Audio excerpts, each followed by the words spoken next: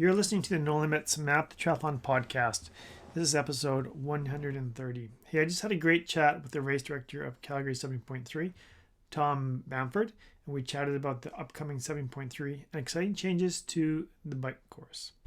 This type of thing is usually just audio, but because there were bike maps involved, I will also add this to my YouTube channel. You can check it out at youtube.com/at No Limits Coach. This is going to be interesting, so stick around. Hi, I'm Todd, and I've been in the sport of triathlon for over 25 years.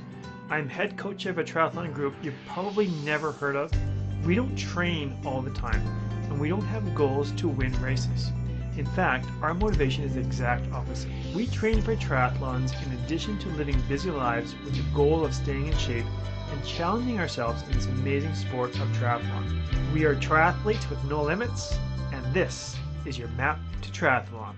Tom Bamford, race director of Calgary 7.3. How the heck are you?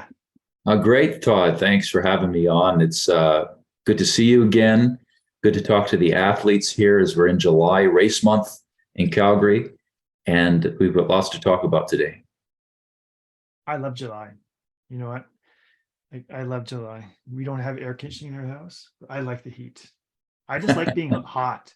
All the races I pick are warm locations, and yeah, July means to me heat, riding outside. Calgary 7.3. I'm excited. My athletes are Yeah. excited. I know you're excited. But before we get to the race, because you are the race director, some people have no idea who you are. So who is Tom Bamford, and why are you the race director? Well, I give myself a cheeky title, Chief Sweat Officer. I have been a triathlete since 1988. I was much younger then, and it was just my young man's dream to say, I want to get one of these triathlons done. I want to do a triathlon. I want to be a triathlete. And I trained up to it. Very active kid, but no real God-given talent in a particular sport.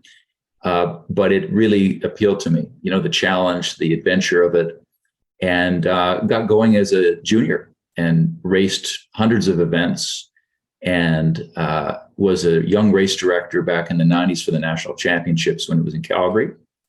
Went off to have a career and a family, came back as an athlete, age group athlete about 12 years ago, and was just really driven to participate as an age group at world championship level events like Ironman 70.3, Ironman World Championships, Xterra, ITU. There's such a variety of distances and disciplines in triathlon that's so appealing.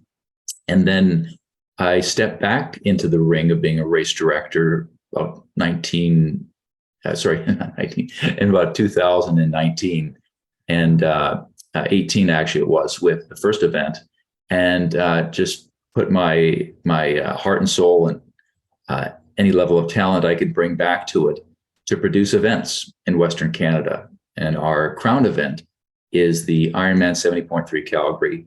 It's at Harmony, Lake Harmony, just west of Calgary, a beautiful community that is kind of a hidden gem just on the just between Calgary and the Rocky Mountains.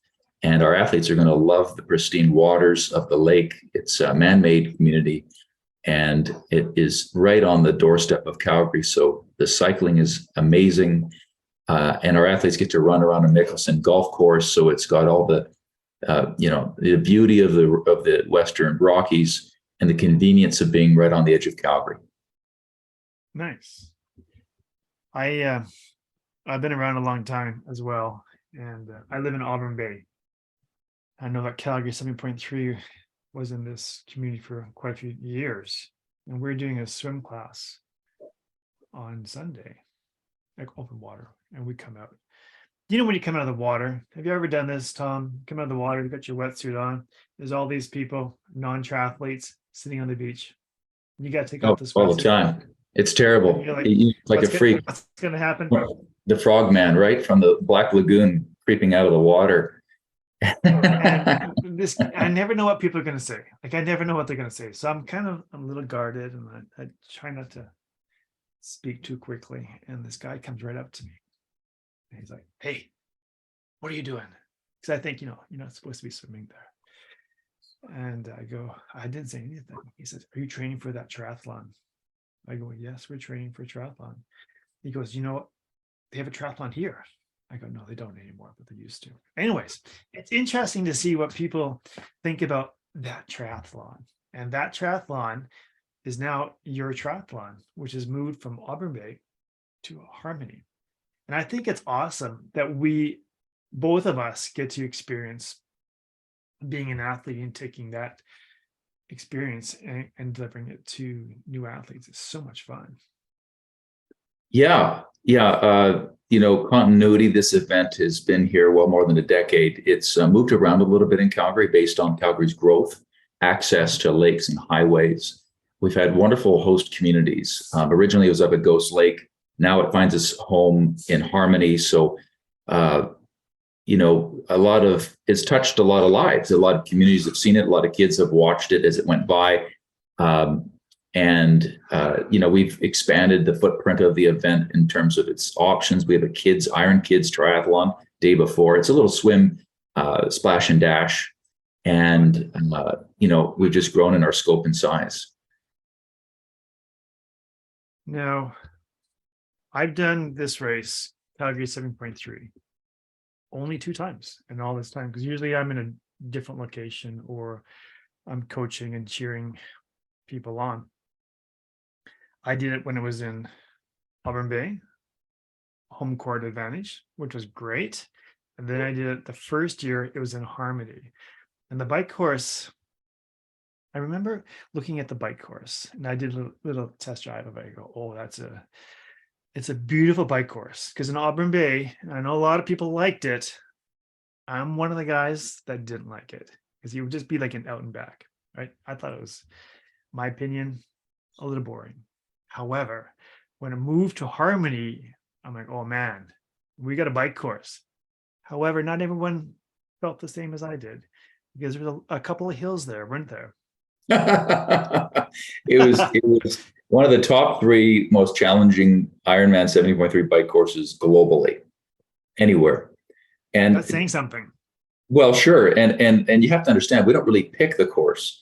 The county, the town, the city, the RCMP pick the course. We have options we put in front of them. They decide what's safe for access for the community at large. And those are the courses that we work with, right? And we've had a tremendous relationship with Rocky View County, where the event is staged right now. And they've done everything they can to make this a great event for the participants. We're able to do some work on access this year, and we've been able to maneuver the course a little further towards Calgary.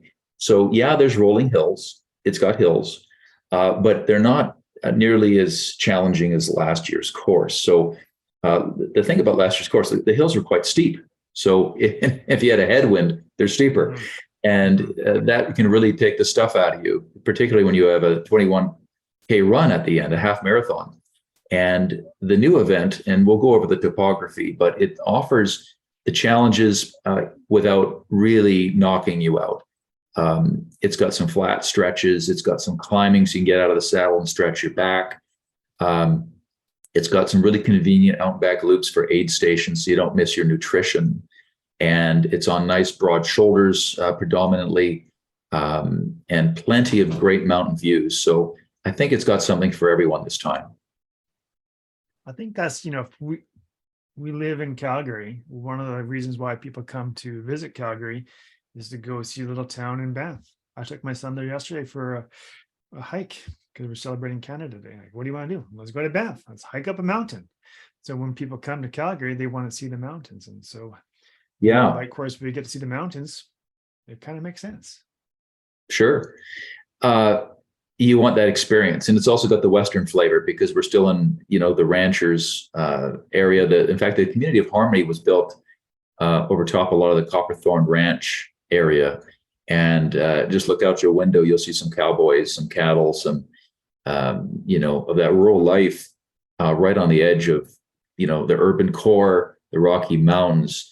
It's just a really beautiful scenic spot. And, the folks are super friendly. And there's been a tradition of this event for so long. Let's chat a little bit about the out and back, the to and fro, the up and down. Let's get into the bike course, Todd.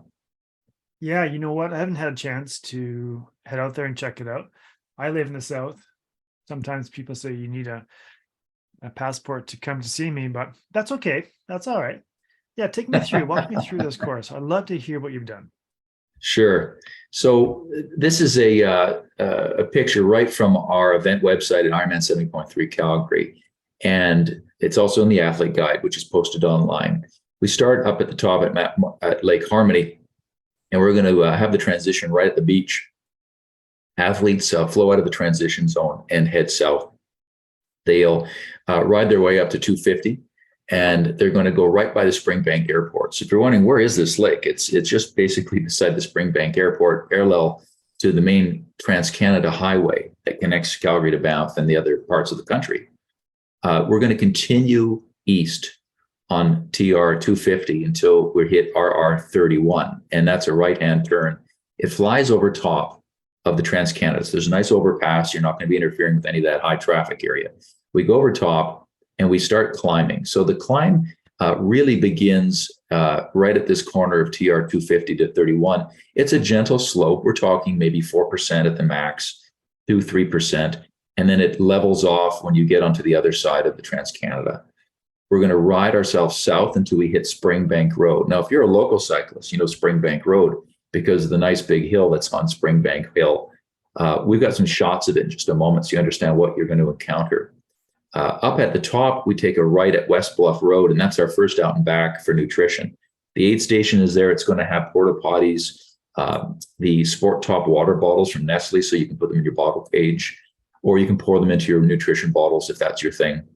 F2C Glycodurance is our nutrition drink that'll be on hand in proper bike bottles. We'll have gels, and we have a great team there handing out this to you as an athlete. So when you go by, you can pick it up, throw away your old bottles, and off you go, all in real time.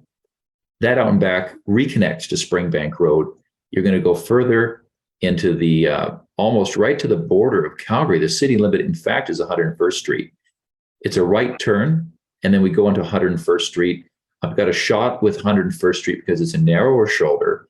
And at the tail end of it, at the south end of it, there's a downhill that winds its way down to 17th Avenue and reconnects to Lower Springbank Road. Athletes continue here. We've got a nice broad shoulder once you're on 17th and Springbank.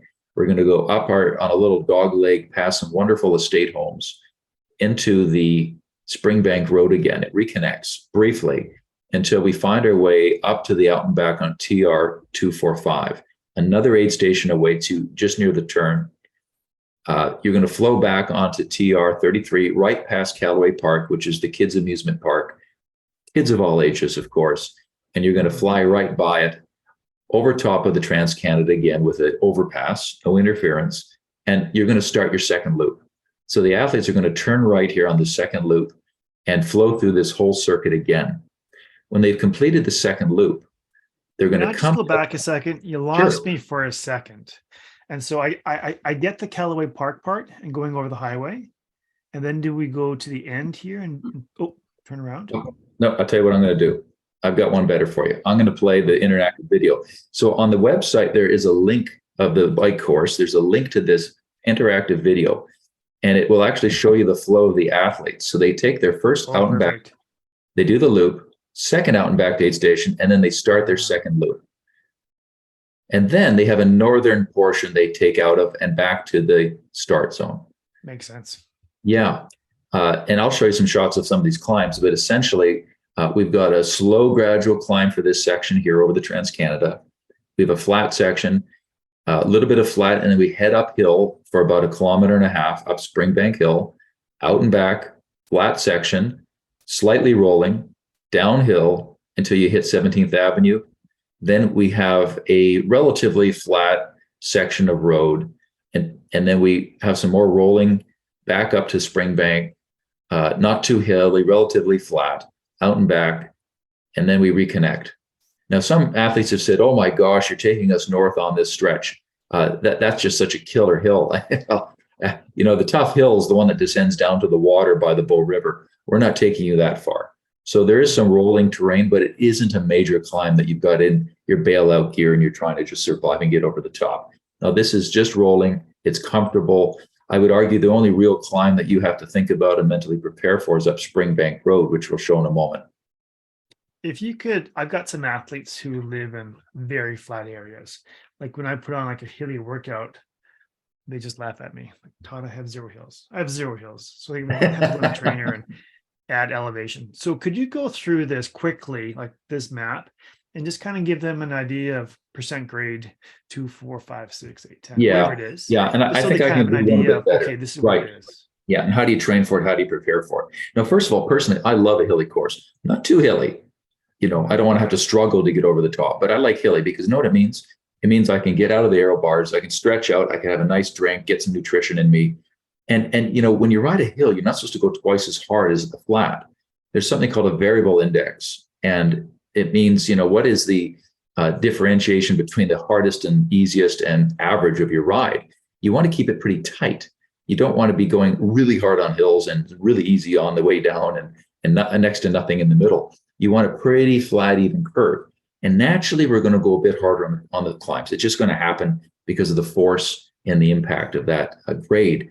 But we don't want to overdo it on the climbs. And you don't have to on these climbs. If they're really super steep, you've got no choice. But these aren't super steep. The maximum grade, which is on Springbank Hill, and that's going to be down here at number 14 kilometer mark, that's somewhere in that 6-7% maximum grade. And typically, we have a tailwind. So that's going to take an edge off of that grade as well for you. And that climb should take the average athlete 6 minutes to climb up the hill. And it's a nice, slow, straight, gradual climb right up Springbank Hill. Fast guys will get that done in less time naturally, and they'll eat that up. But it's really the what I would call the proper climb course. And I've just got a screenshot of, well, what does it look like from a cyclist going up the hill? Our friends at Google record this, and of course they record it from the backside of the vehicle. We'll be over here on the right-hand shoulder going up the hill. But that's your shot of the climb. Nice broad shoulders, not terribly busy traffic-wise, and you're just going to find your way to that ridge line at the top. So it's accessible if you want to look at Google Maps and kind of zip around. I always recommend athletes train on it, climb it a few times. And if you're trying to mimic it, look for something that'll take you 6 minutes, 7-8 minutes. If you're on the slower side of climbing, try to get that interval in where you're pushing, a nice tempo, heart rate, tempo watts for the bike push. And that's your interval. At the top, it levels off. You don't have another one to do. You've got some out and backs that are pretty civilized right afterwards. And then we find our way down to 17th Avenue. So that's the way up that climb. Nice. Hey, So you when mentioned traffic. Oh, Yeah. are you? No, sorry. Didn't mean to cut you off there. But I wanted to that's ask okay. about traffic on a race day because you're saying there's not much traffic. How will that be on a race day? Because that's always my Yeah, question. yeah, you bet. So, our events have professionally monitored intersections by the local police, the Canadian RCMP, the professional flagging crews to give the cyclists right of way. So it's not a closed course that there aren't cars, but they do give us, the athletes, right of way. So we don't have to stop at a stop sign. We don't have to stop at a red light. We have right of way through the course. Now, it's also important to know that in any event globally, there's always the rogue vehicle that don't obey the rules, aren't paying attention. So as an athlete, what I recommend, and being that you and I both, we've done so many of these events, we know that you keep your head up. When you approach intersections, you get up, you get out of the aero bars, you have your hands near the brakes, you just be very aware of what's going on, and you'll be just fine. But if there's ever something that goes sideways, well, you're ready for it, right? You're not just putting your head down in an aero tuck trying to hit a corner. So that's my recommendation as an athlete, and know that we've got you backed up with the right enforcement for traffic control.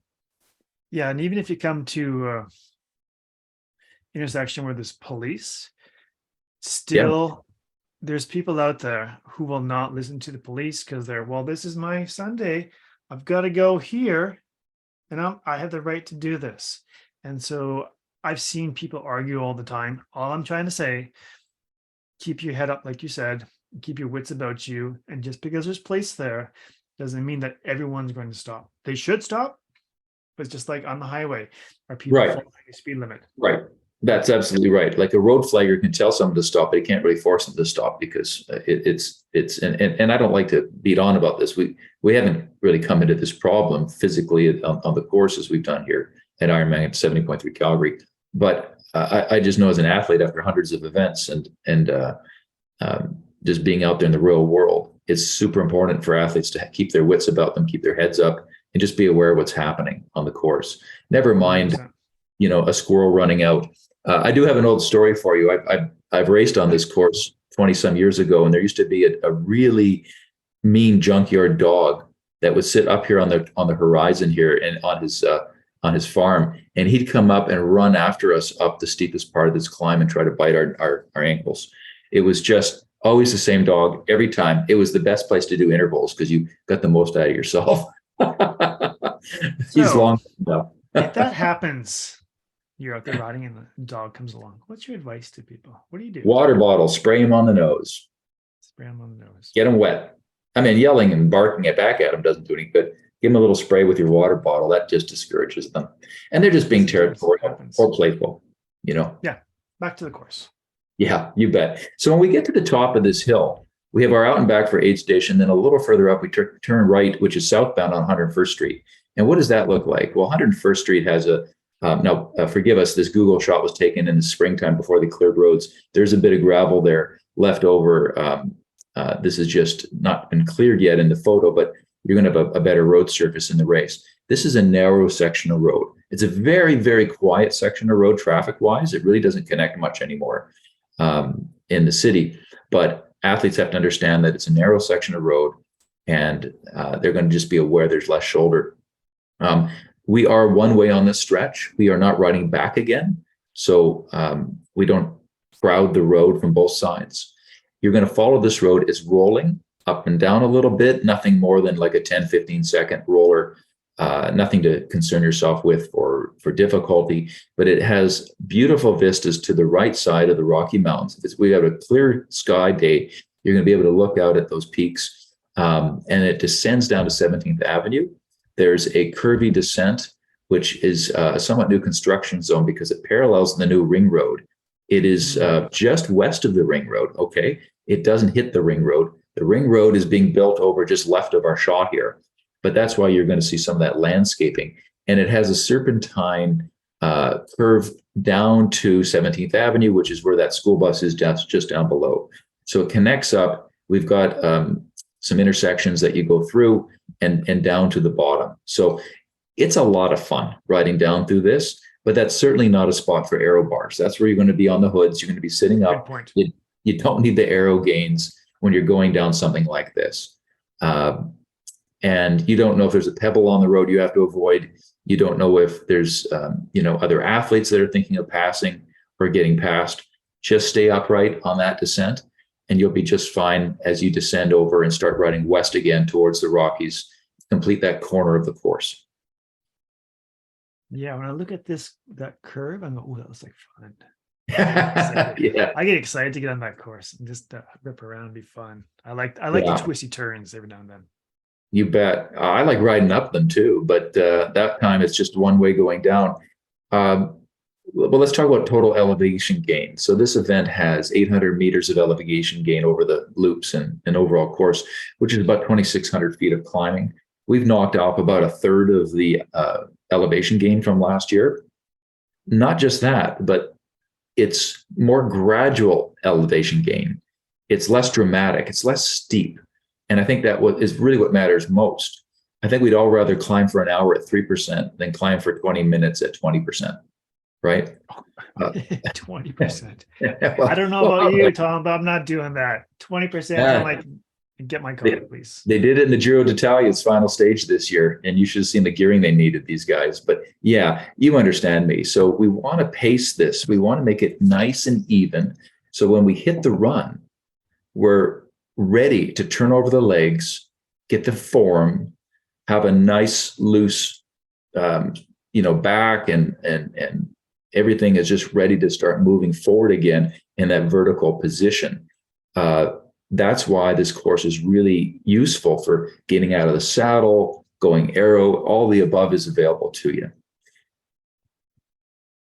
So sometimes people ask a question, well, how congested is this course going to get? We got 2 loops. We got hundreds of people on the course. How's it going to work out?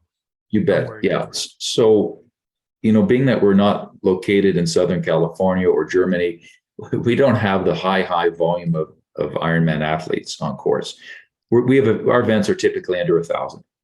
And we also have, of course, the swim that spreads out the athletes. It is a rolling start for the swim. It's not a mass start, which means some of the slower athletes start minutes behind the first faster swimmers. And that spreads them out automatically. Then when they're on the course, being that there's some rolling hills, that spreads out the field automatically. When it's flat, you've got a pack, and you'll remember this from the course that was east of Auburn Bay and several years ago. You have nothing to break up the group. It tends to be sucked along as a pack, which is not triathlon. That's bike racing. Triathlon has a distance to maintain. You're supposed to have your draft zone, of course. That's the rules. And the hills naturally break that up. You're going to find that it's going to be spread out. 2 loops, that's fine.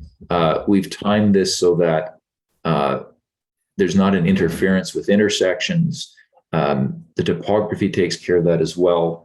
We have several support vehicles on course for athletes who have technical problems. And, you're just not going to see congestion on a course like this.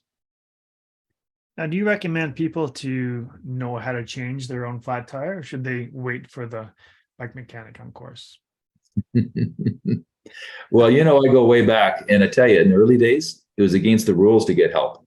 You couldn't get assistance on course. If someone tried to fix your flat for you, they didn't have that kind of support, you're disqualified. And that's fine. That still exists, or it should stay in the 80s, I should say. But yeah, we have help. We have people that will help you. We'd prefer to help people that have more drastic technical problems than a flat tire. And I recommend this to all athletes. Look, if you're going to be training, you're going to be on the roads, you're going to be an Ironman athlete, you've got to know how to fix a flat tire. There's some steps to go through. It's not that difficult. It's really on the scale of technical problems. It's very low. Go to a bike shop. They'll show you how to do it. Have your tire levers, have a little pump or a CO2, get your tube right, figure out how to do it. It's not that tough. You can learn how to do it in 5 minutes. And it's more for training purposes too. You don't want to be stranded. It's inevitable. You'll have a flat. And, you've got to know how to take care of that. You should try to fix your own tire. So if we have 5% of the athletes getting flat tires, it's going to be a while before we get to all of them to help them out, isn't it? So let's just do our best to get your own flat fixed. That's what I recommend. And if all else fails, we've got somebody to help you out or pick you up and bring you back. I want to train on the course, Tom.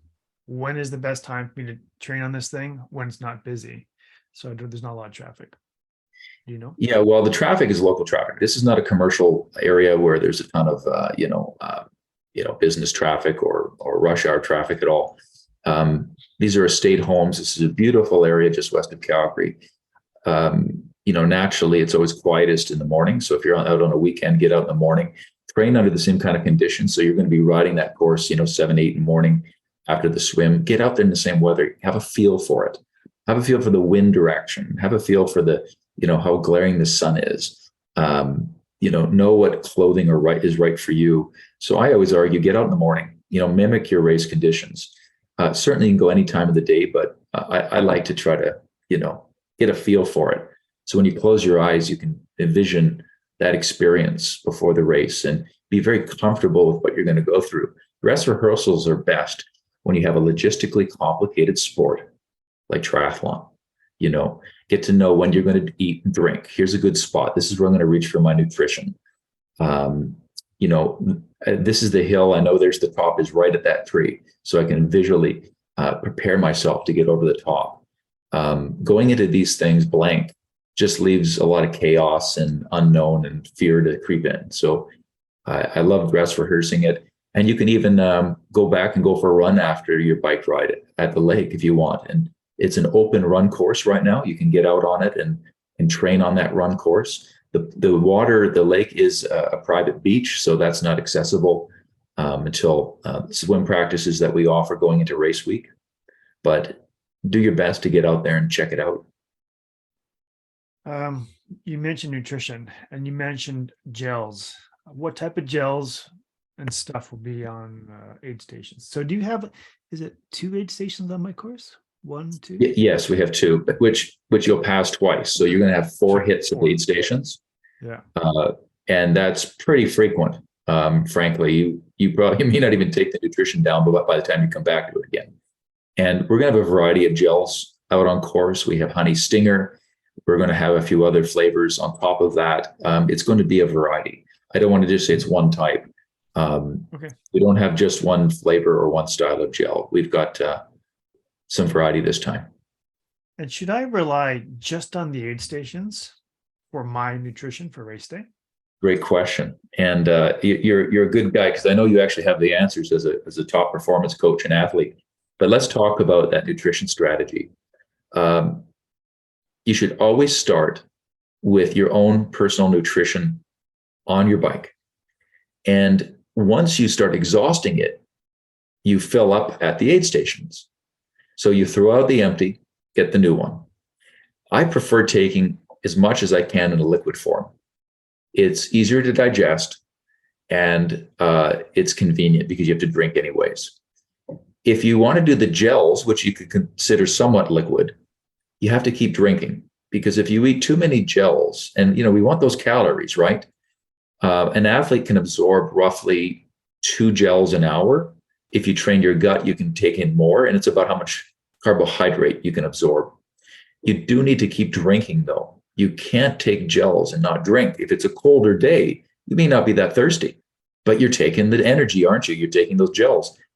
They're going to block you up. You're not going to have it absorbed properly. You have to keep drinking, regardless of how hot it is. And you should drink to thirst, but on a colder day, just consider the fact that you're still sweating and you may not notice it. You need it to process the nutrition. So you don't want to overhydrate, but you don't underhydrate it as well. I would train on the same nutrition as possible. If you're a gel guy, get a variety of gels. We have the honey stingers on course. F2C Glycodurance is our sports nutrition drink, which is the similar calorie count of a gel. And I argue it actually will go into you better and hit your metabolism faster and get you that all those extras that you want from that bottle. Speaking of bottles, should I bring my favorite pro autographed signed water bottle with me on a race day? Well, it's going to go into a garbage can afterwards. There's no retrieval. If you're going to drop off an old bottle that you've emptied, it's not coming back to you. Yeah, I always tell people to go to the bike shop and get a cheapo, long as the lid, stays secure. Yeah, I wouldn't buy it from Canadian Tire, but I would get it from a bike shop or take one of your old bottles that's all worn out that you used to love, but it's at the end of its day. But don't take your shiny new souvenir bottle because it looks awesome on the back of your bike. And everyone says, "Oh, you did that race?" Well, that's the last time they're going to say that because they're going to see it again. But sometimes you don't think of that because you got 2 or 3 balls on the bike and you come to an aid station and go, wow, which one am I going to toss? I know. And isn't that funny how we stress over a $9 bottle? But, I think the same way. I think what are my old bottles I'm going to discard in my next Ironman because I won't see them again, No. Triathletes are weird, aren't we? But that's I'll say something else about discarding. No, the litter zone is around the aid station. You cannot litter. You cannot take your old wrappers or whatnot and dump them anywhere on course. It's illegal. You'll also get disqualified if you don't get caught from the police. You have to drop off your garbage at the aid station. If you have garments that you want to take off, an extra jacket, we're not going to throw that out. We'll bring that to the lost and found. But you don't want to be garbage littering and causing a problem. These are people's backyards. This is an estate community, so we have to respect our neighbors and be so thankful they host us. And I would say too, whenever anyone's out on a training ride, no matter where you are, don't throw your garbage out. Like I was riding on Saturday, one of my athletes, one of his Cliff Bar wrappers just happened to blow away. He saw it blow away. I stopped and went back and got it because he couldn't do it. If you have waste, take it with you. All right. So whether you're racing or you're training or whatever, let's keep it clean out there, right? Well, for sure. And I mean, cyclists have a reputation at the best of times for running stop signs and not being as courteous as they should. And it probably gets ingrained in us watching bike races where people have closed courses and they can do what they want, but that's not the real world. And it causes a lot of friction, makes it difficult to have that balance of athletes out in neighborhoods. Don't litter, don't add to it, don't be that guy that is disrespectful. And we've got three pockets on those cycling jerseys. I'm sure they're not full. You can bring it single file. That gets me all the time. Single file. Well, that's another thing too. Yeah, we love to chat. I mean, if it's a huge shoulder, go right for it. But if it isn't, you go single file. And it also trains you on how to do bike handling skills and all the rest. It's a good thing to ride single file. And if you got a nice broad shoulder, you can buddy up. But until then, respect the community. And I can tell you, just after riding the roads for 30 plus years, the attitude to cyclists have changed. I mean, big trucks don't like us. They roll coal in our faces. There's just different things that seem to happen now that didn't happen before. And I argue it's us that have pushed the goodwill aside and just been not respectful of a lot of those rural roads, the people that live there. Let's reverse that, do the best we can to put a smile on their face when they see someone out riding around in their beautiful countryside. 100%. Okay, Tom, do you have anything else you want to say about the beautiful new bike course? It's got something for everybody. There's a challenge in it, definitely, but it's, it has a variety of terrain. You're going to love it. It's absolutely scenic, and it's going to prepare you for a great run. We appreciate the athletes that are coming out to Harmony for Ironman 70.3 Calgary. We look forward to hosting you at the end of July. And if you have any questions or concerns, you can always contact us through the Calgary 70.3 at ironman.com email address on the website. And we'll go from there. Thanks, Todd. That's awesome. Yeah, so Tom, thank you so much for taking this time to hanging out with us today and chatting about the new Ironman 7.3 Harmony bike course. It's going to be awesome. Sounds good. Thank you. See ya. See you later. Hey, are you training for an Ironman or 7.3 this year? Perhaps this is your first or second one. You want some free tips? I've compiled tips from athletes all over the world. I asked them to share their one tip with brand new Ironman athletes. I was overwhelmed with hundreds of responses. I took the most common tips and put them together in a brand new ebook. To grab your free copy, please visit 101trainingtips.com. Thank you very much for listening. I look forward to our next podcast together. If you have any questions, please send me a note. You can contact me at Instagram at NoLimitsCoach, Facebook at NoLimitsTry, and my website, NoLimitsTriathlon.com. Happy training, and we'll talk soon.